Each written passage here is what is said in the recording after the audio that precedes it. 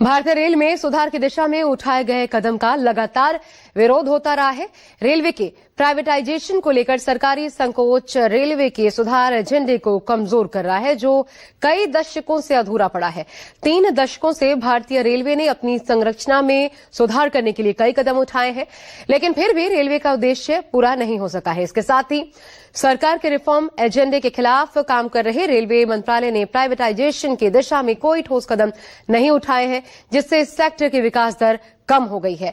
भारत में रेलवे के बड़े इंफ्रास्ट्रक्चर प्रोजेक्ट्स अक्सर समय पर पूरे नहीं हो पाते, जो देश के विकास के लिए बड़ी रुकावट बन गए हैं। भारतीय रेलवे के हाई डेंसिटी रूट्स पहले ही सैचुरेटेड हैं, जो पैसेंजर और माल ढुलाई दोनों की ग्रोथ को प्रभावित कर रहे हैं। बार बार प्रयासों के बावजूद इन समस्याओं का समाधान धीरे धीरे और रिएक्टिव तरीके से किया गया है, जो लंबे समय तक स्थायी नहीं हो सकता। भले ही रेलवे को अब पहले से ज्यादा फंडिंग मिल रही हो, लेकिन बड़े प्रोजेक्ट्स के लिए पर्याप्त नतीजे नहीं देखने को मिल रहे। डीएफसी कॉरिडोर जैसे सफल प्रयासों के बावजूद इस फंड का सही उपयोग करने में सरकार सफल नहीं हो पाई है। रेलवे के प्रोजेक्ट्स में लगातार देरी और लागत में बढ़ोतरी देखने को मिल रही है। रेलवे के सरकारी उपक्रमों को सरकारी मालिकाना हक मिलने के कारण इन कंपनियों को कम कॉम्पिटिटिव दबाव का सामना करना पड़ता है। इससे इनकी ग्रोथ धीमी हो गई है। रेलवे को नई फ्रेट कॉरिडोर्स को मंजूरी देने में देरी हो रही है, जो कि बड़ी लॉजिस्टिक्स समस्याओं का समाधान कर सकते थे। इन प्रोजेक्ट्स के बिना रेलवे के विकास को पूरी तरह से अनलॉक नहीं किया जा सकता।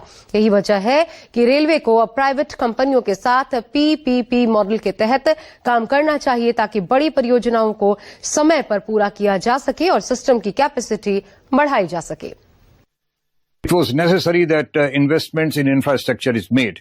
I mean, these are the investments which come through the allocations given from the GBS towards the capital expenditure for the railways, and in terms of the new lines to be laid, and gauge conversion and railway electrification, metropolitan projects, road over road under bridges and dedicated freight corridors. I mean, these are the components of the capital expenditure. Capital expenditure, as I mentioned to you, in last 1 decade has phenomenally grown. Not only that, the very significant change that has come in last about 2 to 3 years is that the entire capex is coming from the GBS. Railway doesn't have to go to the market for the market borrowings, and its own revenue generation having been very limited. I mean, due to various factors and ordinary working expenses going up, etc.